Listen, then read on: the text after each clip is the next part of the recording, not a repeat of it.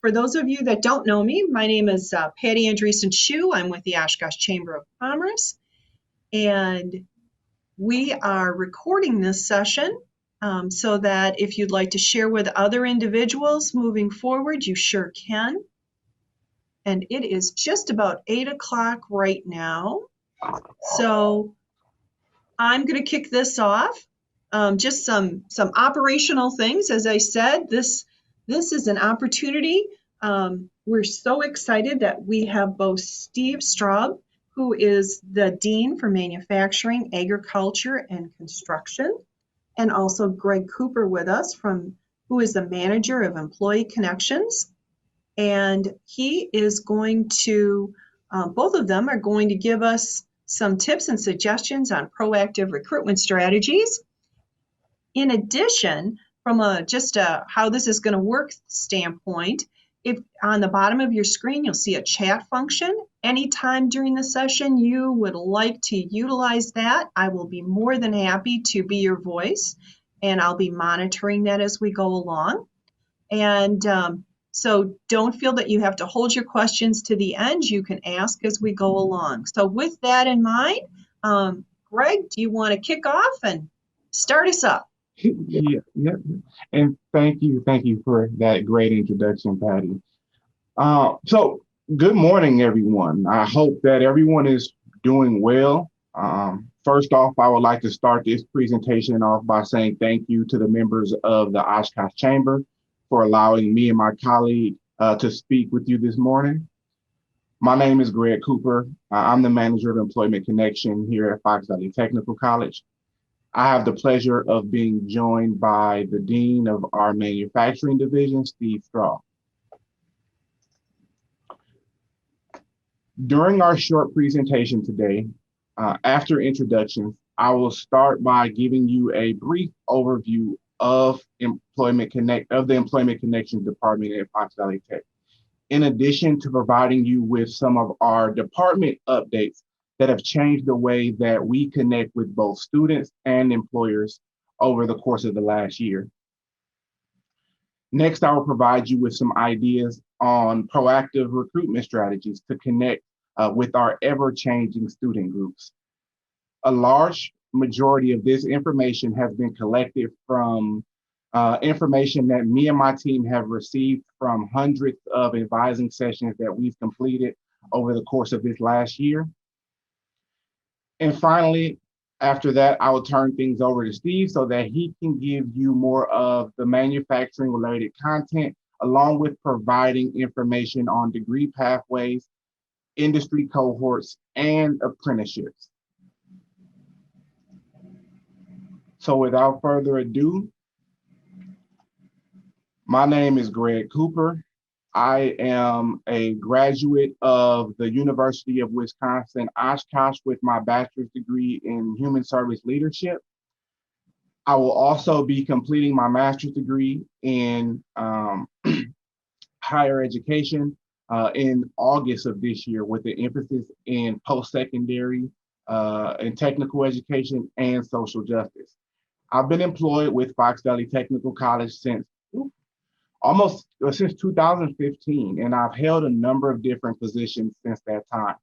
The positions that I've held has been the Scholars for Success Coordinator within the Office of Diversity and Inclusion Services. I've been an academic advisor for our criminal justice team here at Fox Valley Tech, and I started off my career as an adjunct employment advisor, where I was working as an adjunct providing the same services that I'm facilitating now. So I'll let Steve go here and introduce himself to you all today. Oh, I'm sorry. Before I got into higher education, I was a talent acquisition specialist for many years before transitioning into higher education. Good morning, folks, and thanks for being with us this morning. My name is Steve Straub. I serve as the Dean of Manufacturing, Agriculture, and Construction at Fox Valley Technical College. I'm wrapping up my 9th year with the college. And prior to that, I worked in manufacturing for 25 years, primarily equipment manufacturing. My educational path, post-secondary educational path, started in the Wisconsin Technical College system with Moraine Park Technical College in Fond du Lac, and earned a Associate of Applied Science there, and transferred on to UW Stout to earn my bachelor's degree. And then while I was working in my career, took evening classes down at Marquette and earned my master's of business administration. So that's my path. And one of the things that we still struggle with today is the misconception that the decision of going to a technical college and earning an advanced degree, such as a bachelor's degree, is an exclusive decision. And it wasn't back then, back in the dark ages when I did it, and it certainly isn't today, because we have a lot of options, and a lot of agreements with four-year institutions to transfer on. So thanks again, and look forward to furthering this discussion. And just a side note there, Steve, I completely agree. I actually wish that I would have started off at a two-year technical institution, just to get that strong foundation that a lot of students need before they would transition into higher levels of education. I generally feel like a lot of students may struggle and kind of switch around with different programs and majors, jumping straight into the 4 years, but starting at a technical institution, you can get that general framework and really build from that.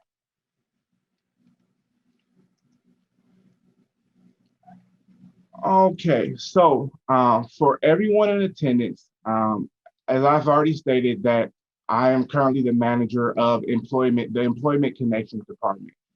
So we work with employers throughout the Valley. So for those of you that have not heard of us, currently our office provides employment-related content and services to both students and community members. These services include resume and cover letter reviews, mock interviews, social media management, job and internship search assistance. So we're walking students on a one-on-one basis through how to find jobs on your job search platforms, your Handshakes, LinkedIn, career builders. We're providing courses for our students and the community. So one of the courses that we started this year off by reinstituting was our Job Seekers Network course. And this course provided networking help for members of the community who may be unemployed, underemployed, or looking for additional networking help. Another large portion of our operation involves posting jobs and organizing employer networking opportunities. Throughout the year, we usually offer around 9 or so career and internship fairs, along with hosting various campus recruitment opportunities, including lunch and learns or different networking events that might happen within each of our numerous educational departments. We also offer some of these same employment-related services to our local high school students. So from time to time each year, we are working with Neenah High School or some of the Appleton high schools, providing some of this employment-related content to those students that are getting ready to go out and experience the workforce or experience higher education. So like many of you in attendance, the onset of the COVID-19 pandemic has caused our department to adjust the way that we do business in some areas. Over the course of the last year, we have completed the process of converting all of our services to a 100% virtual delivery model. So now that we are conducting 100% of our virtual appointments through the Microsoft Teams and other virtual platforms. So instead of completing almost 90% of our student and community member interaction in person as we were doing prior to this year, we have had to become very comfortable delivering this same amount of content within virtual offerings. I do note that I hope this is something that we can change in the near future and start getting back to some sense of normalcy. Greg, from an employer perspective, are you currently doing virtual job fairs then, or how is that working? So, yep, so that's actually what we're going to be getting to that in at the end of the slide. But yes, throughout the last year, we have been conducting 100% virtual job fairs through our Handshake platform.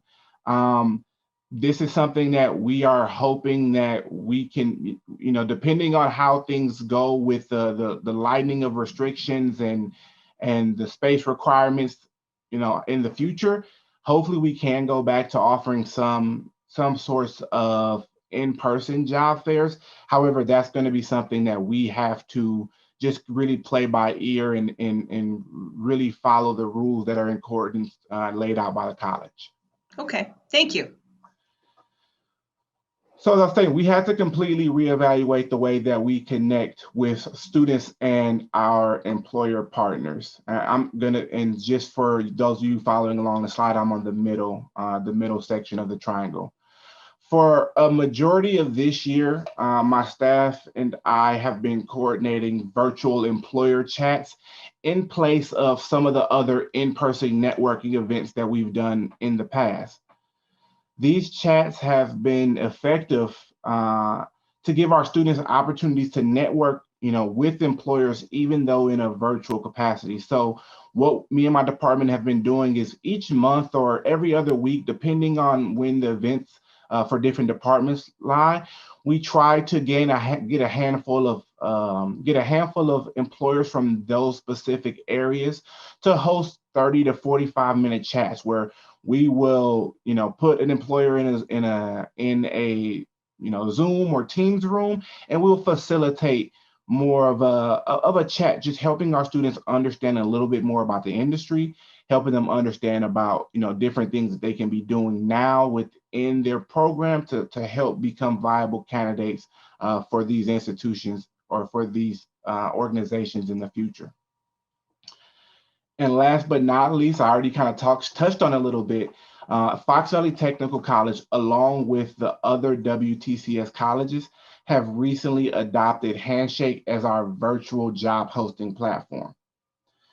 This is the same platform that is used by many of the universities in the area. And through this platform, we have been able to effectively post positions and host our virtual career fairs and virtual networking events. And also this platform does allow employers to host, independently host these same things to our students as well. The last semester of this last year, we've really been pushing our students to sign up, create profiles, and become active on Handshake to look for new job or look for jobs and internships. So now that you have a little bit of background on employment connections in our employment services department at Fox Valley Tech, we can start the process of talking about proactive recruitment strategies to connect with our ever-changing student group.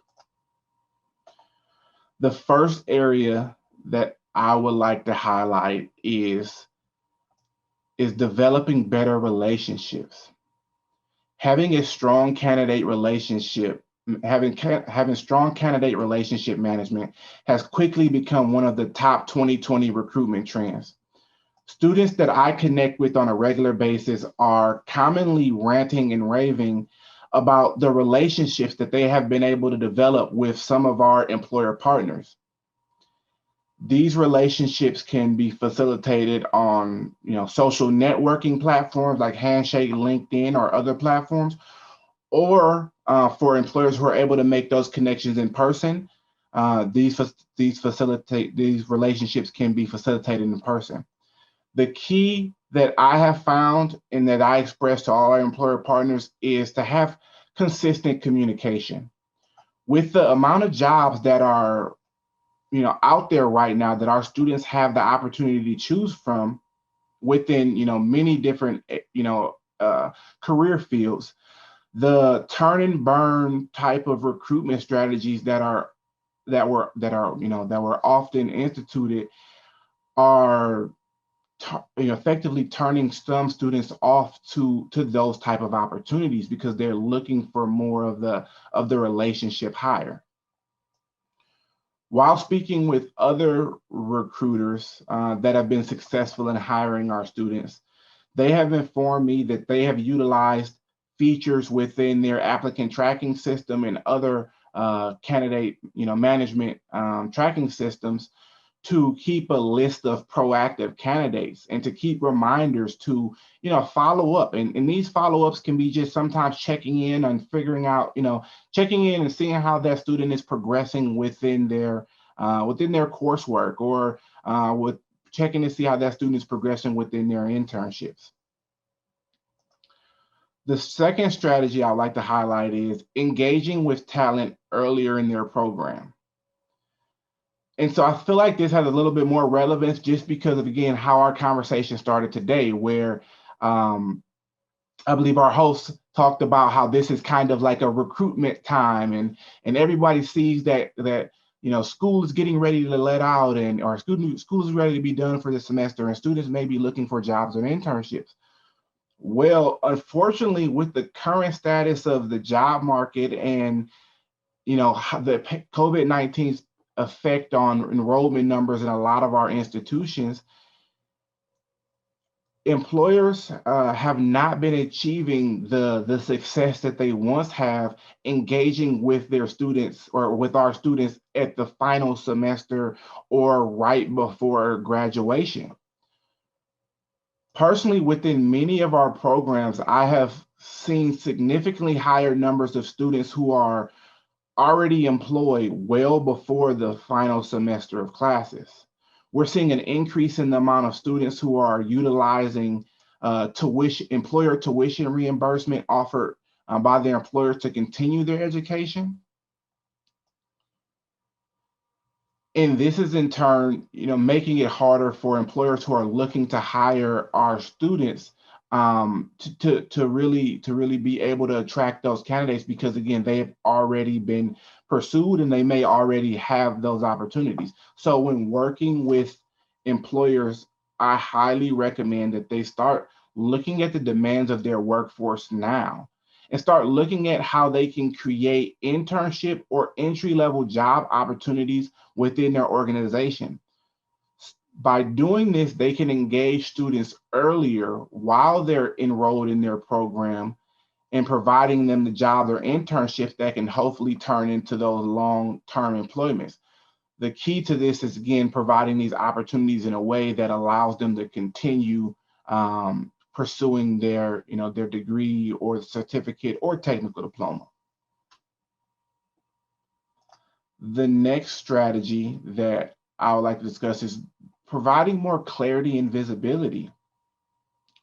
When talking about clarity, we are currently seeing that students are more frequently applying to job postings that have been put up that give a clear idea of things like the pay rate, benefits, schedule types, and opportunities for continuation in education or continued training. Students that I have worked with have made it very clear to me that they are looking for more than just a good pay rate right now in the market that is filled with jobs in some areas. When looking at employer visibility, it is important for employers to closely monitor how their brand is being marketed. A lot of our faculty members and members of my department are instructing our students that before they would apply for a job or an internship, they go online and do their own due diligence and utilize sites like Glassdoor and looking at reviews of certain employers and looking at what people are saying about them and how they're promoting themselves, the online presence of these employers.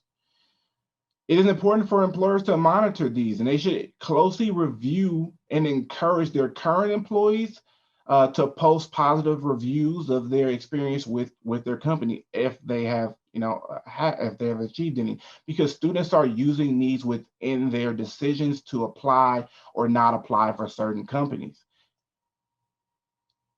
Also, in regards to visibility, employers should be looking to get involved with institutions of higher education in any way possible during the school year.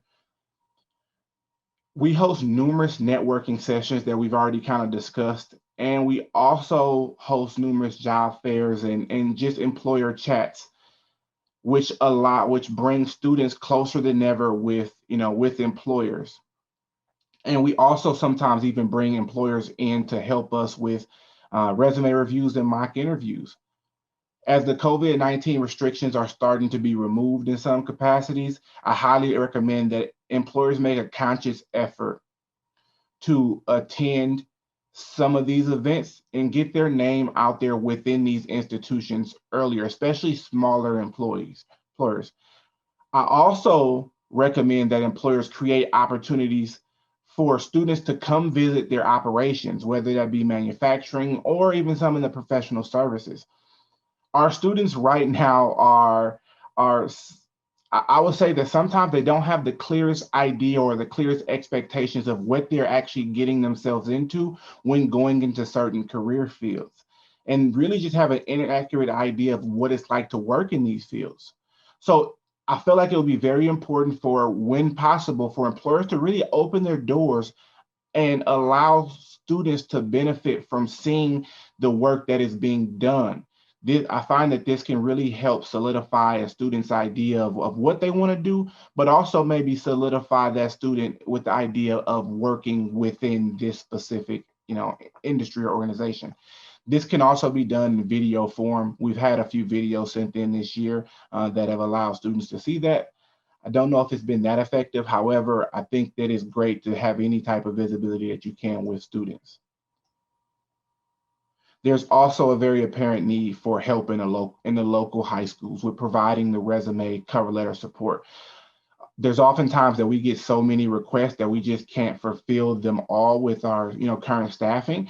It would be great for sometimes for employers to look into the option of helping out students from that capacity as well. Really helping to get your branding out there and help help generate more interest in the long run. And the third strategy that we already kind of talked about in developing more clarity and visibility, but is flexible scheduling options. The majority of students that I have connected with throughout the semester that have indicated that pay is again pay is again slipping down farther on the list, and they're really looking for opportunities to have a good work-life balance, when possible. They're looking for employers that are offering flexible scheduling opportunities. As many students proceed on their journey to obtain advanced degrees, certificates, and technical diplomas, they're actively seeking co-curricular opportunities to supplement what they're learning in the classroom. So employers that are making that visible and making it known that they support the students in their journey to obtain these credentials and offering scheduling that allows them to continue doing both, we're seeing that they're getting a lot more interest from our students than jobs that don't. And lastly, in regards to the final proactive recruiting strategy regarding developing your current staff, retaining and developing your current staff, I'm going to hand things over to Steve to provide you a more comprehensive breakdown of some of the things that FVTC can offer in this area. Before we hand off, I have a question. What if I am an employer that is on this webinar either actively right now or listening in the future, and I want to do and get involved in any of those things, Greg, that you suggested, not the high school one, because I know you're not the point there, but how do I do it? Well, so with anything, it's really just going to be connecting with me or my staff and employment connections. We generally, try to meet with each of the different, college departments at least a few times a semester to figure out what's going on, to figure out how we can interject different networking opportunities into the specific content that they're working on. So I think it's really just being proactive and connecting. And at this moment, since things are kind of in a flux in a way where we don't know if we're offering it in person, if virtually right now, hopefully we do have more clarity as the summer sets in and the summer goes. But I would say that Employment Connections will be the first place to really just keep an eye on what we have offering. And Handshake. If you're not registered on Handshake, I would highly recommend students or employers to register on Handshake and get connected with your local institutions. So your UW Oshkosh, your Fox Valley Tech, because you'll see a calendar on there of different events that we are hosting, and you can sign up. If we are hosting job fairs, you can sign up right there virtually or hopefully in person as the summer continues. Okay, thank you. Thank you. And we will, for everyone that is watching and listening, we will also provide you at the end of this with contact information for Greg and his team so that you can email him directly. So with that, Steve, didn't mean to cut in there, but I just didn't want to miss that opportunity. Our division and the programs in our division work closely with Greg's group, Employment Connections. A couple of ways we work closely with Greg's group. One is when employers request an audience with our students. One of the ways we do that is some of our program areas have pretty active student clubs. And so we make opportunities for that interaction at student club meetings. And it's Greg's team that arranges that. So that's one of the things that we do in some of our areas. Another is our on-campus job fairs. Traditionally, during normal times, we have on-campus job fairs. Greg's group organizes those. I do quite often have folks from companies send me information on job postings, and my response is always post it on Handshake, like Greg said. That's your best bet. Those students can set up their profile. So if it's anything that would be remotely of interest to them, they're going to see it when you put it up there. And it's not just our students, but it's students from higher education institutions throughout the state and beyond. So let's start with our program areas and what people typically think of when they're thinking about going to college at a technical college. Typically thought of as a 2-year institution, is our Associate of Applied Science degrees. That's historically been the bulk of our business. Most of our students have been enrolled in an Associate of Applied Science program, which is by letter of the law of the state, 60 to 70 credits. And so if you have a typical academic year, 2 semesters, 2 years, for instance, if you had a program of 68 credits, right, that would be 17 credits per semester. What we have done at Fox Valley Technical College and a lot of other organizations have followed suit is we reduced almost all of our associate degree programs to that minimum of 60 credits and really tried to make sure that those are the highest value 60 credits that we can offer for that program area. We did that for the same reason you as manufacturers are embracing the value added in the eyes of the customer approach, right? Because if you put more value into the product, your customers aren't likely to recognize that value and pay more for your product or service. So the same thing goes here. Students these days are very savvy customers. They're looking at time to completion and they're looking at cost of completion very closely. So any additional credits we add beyond that 60 credits is more time for them and more cost for them. So that brings us to a typical academic year. The fall semester, 15 credits. Spring semester, 15 credits. You do that for 2 years. You earn a 60 credit associate degree for a full-time student. And many of us, me included, that was my experience as a full-time student. Again, back then, there were more than 60 credits, but nevertheless, fall and spring. So now for a kind of a reality check on what's actually going on these days. There we go. Most of our students these days are part-time students. So this is what a credit load might look like for these part-time students. The first year, during the summer term, they might take 1 3-credit course. And then in the fall semester, they might take 6 credits, and spring semester, 6 credits. So that, obviously, quick math there, 15 credits per year instead of 15 credits per semester. So you do that for 4 years, you'll earn that Associate of Applied Science degree. So that is more typical of what we're seeing today in today's student. Why? Because most every student we have is employed. Many of them, like Greg said, are employed in their field of study. Why are they employed? Because they can be. Why would they be poor college students if they don't need to be? The economy has been robust. Unemployment has been extremely low. Employers are really being aggressive, and hence the reason for this webinar, right? We're seeing help wanted signs everywhere.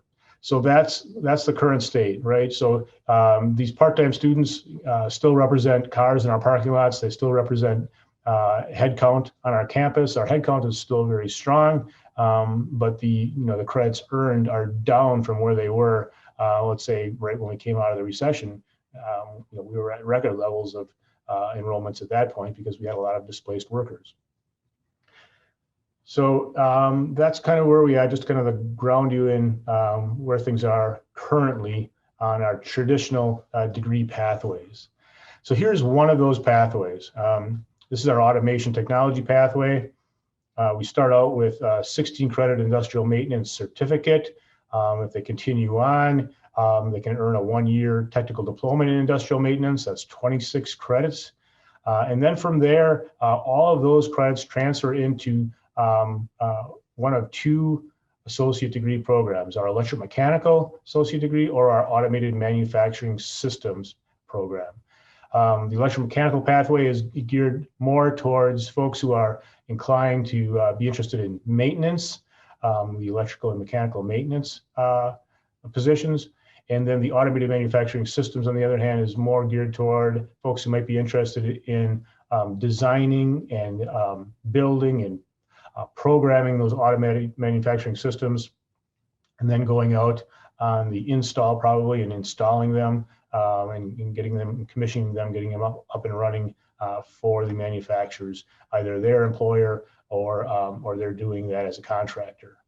So this is this combination of mechanical and electrical skills is in extremely high demand these days.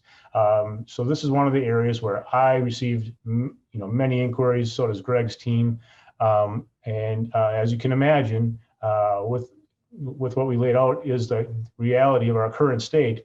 There aren't nearly enough graduates coming out of these programs to meet all of the needs these days. So a few years ago, after fielding phone call after phone call after phone call asking how can we draft your graduates, and more and more folks realizing that the days of having a significant number of unemployed students in their last semester hunting for a job and looking for places to interview to get a job offer, those days are pretty much gone, and they have been for quite a while. And the more and more companies are realizing that, I call it the days of the draft, right? Drafting unemployed graduates. Those days have been long gone. So we brought 12 employers together in a conference room a few years back, and we kind of discussed they had this common need. And we went through this program pathway and all the courses in it. And the 12 of those employers kind of did some customization and picking and choosing of the first 11 credits that they wanted. And they said, if they all collectively said, if we send our employees to your campus, they earn these 11 credits, this will be of value to us. So we set up a program where their employees would come to our campus for 1 8-hour day per week, and they would earn 5 to 6 credits per semester. So in one academic year, a fall and a spring semester, they would earn that 11 credit fundamentals of maintenance certificate. Sorry. So we did that. The 12 companies combined sent us 45 students. So we split them up into 4 cohorts. And each cohort came 1 8-hour day of the week, 4 different days of the week. We had a cohort in here. And then as that year wrapped up, the employers and the participating students, the employees, had such a high degree of satisfaction that they wanted to continue on. They not only wanted to send more new employees next year, okay, they wanted to continue the employees that had already started. So the following year we had year 2 cohorts, and then we had a bunch more year 1 cohorts. And the year after that, same thing. We had year 3 cohorts, year 2 cohorts, year 1 cohorts. This is a kind of a summary of what that's grown to. So I talked about 12 employers to start with. That has grown now to 20 employers, and 161 students have participated. And then we have a few spin-offs. 7 employers, 7 companies said, we would actually like it if we offered just the mechanical courses, and we would send students to a program like that if you could package up just and do the same kind of 1 8-hour day per week type thing on just the mechanical classes. And so 7 employers have since then sent 66 of their employees and gone through that program. And then most recently, we've had folks get all the way through 3 years of this. Now they're over 30 credits toward their associate degree, and their company wants to continue sponsoring them. We found that there are quite a few folks working in the Fox Valley as manufacturing engineers that are finding they're getting a little bit behind on the current technology. They want to get back up to speed on what the latest and greatest technology that we have here at Fox Valley Technical College. And then finally, we have actually some journey worker industrial electricians, same thing. They've been out working for quite a while. They want to get up to speed on the latest cutting edge technology. So we put together this advanced automation program, same kind of thing, 1 8-hour day per week. And we've had 14 employers, each send us 1 or 2 employees. So we had 24 students go through that so far.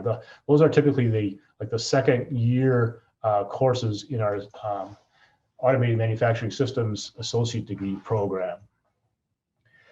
So in these cases, the employers are not only paying for the tuition to school part of things, they're actually paying the employee's wage while they're here.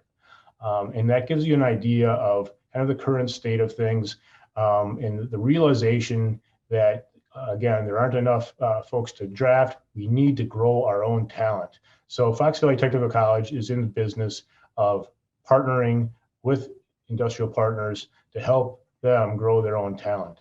And we've been very successful at it. This has been a big chunk of our business in recent years. And this isn't kind of a brand new thing that we just dreamt up, and it's not for just desperate employers. This is going on throughout the country with some pretty big brands. So, for instance, I was at a conference and I had dinner with an HR person from Honda in their factories in Ohio, and he's doing basically the same thing, except actually he's sending his employees in a very similar program to their local technical college two full days a week, not just 1 full day a week. And then I also have another colleague who worked down recently down in the Alabama plant of Mercedes-Benz. They're doing even more, 3 to 4 full days a week until the student gets through and earns the full credential, and then only working 1 or 2 days a week until they earn their credential, and then going full time. So some pretty big brands there, and even 2 or 3 times the investment that the employers in this case are making. All right. So another thing that's really grown recently since we came out of the recession in 2011, 2012, is apprenticeship. Apprenticeship is a model that's been around a long time, but again, it's the employers realizing that we can't hire enough talent. We need to grow our own talent. Apprenticeship is an incredible model for that. Fox Valley Technical College has long been a leader in apprenticeship in the Wisconsin Technical College system. Of the 16 colleges, we have the largest offering of apprenticeships. We have the most apprentices going to school on our campuses. So we have 17 apprenticeship programs. 11 of those 17 are industrial apprenticeships, manufacturing related. The others are construction and service. This past year, or 2019-20, we had 465 employers sponsor apprentices and send them to our apprenticeship programs. 1,462 apprenticeship students in 2019-20, which is up over 75% since we came out of the recession. Again, just the employers realizing the need to invest in their people and using this model to do it. All right. So if you have questions, the chat is certainly available. We'd be glad to field them now and do our best to answer them. As we're waiting for folks to potentially ask some questions, I have a couple on the tip of my tongue. One of the things, Steve, would be kind of the same thing that I asked Greg. So if I am interested in being one of those employers that are in those cohort groups, or offering up cohort groups, I should say, who do I contact? What's my process? Yeah, good question. So that is coordinated by our business and industry services folks. You're very familiar with Dale Walker and his team, Patty, and we can certainly get you that information. So they work closely with the department chairs in our program area and coordinate those cohorts. But yeah, it all goes through our business and industry services folks. Okay. And when I'm contacting Dale and participants, we'll get you that information too. But what do I call this thing? You could call it the industry cohort model. Okay. Yep. Okay. Sure. Perfect. I don't know that. I think you two did just a fantastic job. I don't know that we have any other questions at this point. I guess one of the areas, Greg, if you want to unmute for a second, one of the areas that wasn't covered, but I know is a big area for us as well, is healthcare. Is healthcare doing this same thing?